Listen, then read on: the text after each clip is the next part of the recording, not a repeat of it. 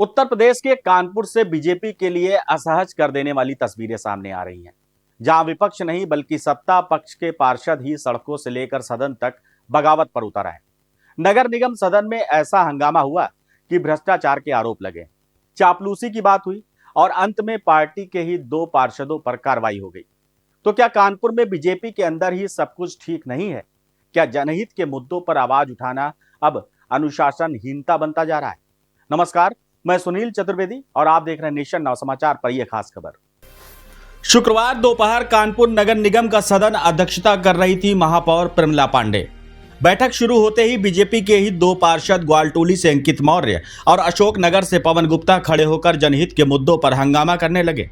अंकित मौर्य का आरोप था कि नगर निगम में दोहरा व्यवहार हो रहा है, जो महापौर के पैर छूता है उसी का काम होता है और जो सवाल उठाता है उसे धुतकार दिया जाता है। यही नहीं, अंकित ने 15वें वित्त आयोग के काम पिछले 3 साल से न मिलने का आरोप भी लगाया और कहा कि इसके प्रमाण उनके पास मौजूद हैं।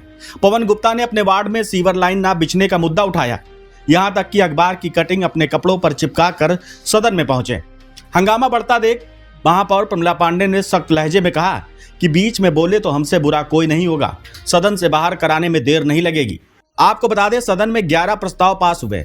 6500 रुपए में नामांतरण, नानाराव पार्क में श्यामोत्सव के दौरान मुफ्त पार्किंग, जरूरतमंदों के लिए सस्ती मंगल भवन बुकिंग। लेकिन हंगामे की गूंज यहीं नहीं रुकी।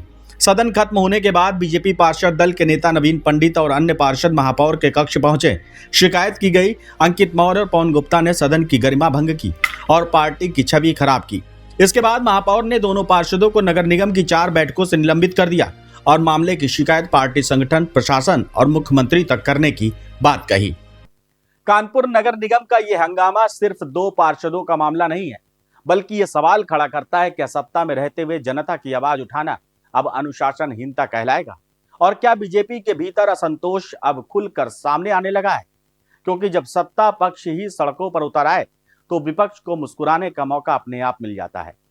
कानपुर से यह तस्वीर बीजेपी के लिए चेतावनी भी है और चुनौती भी।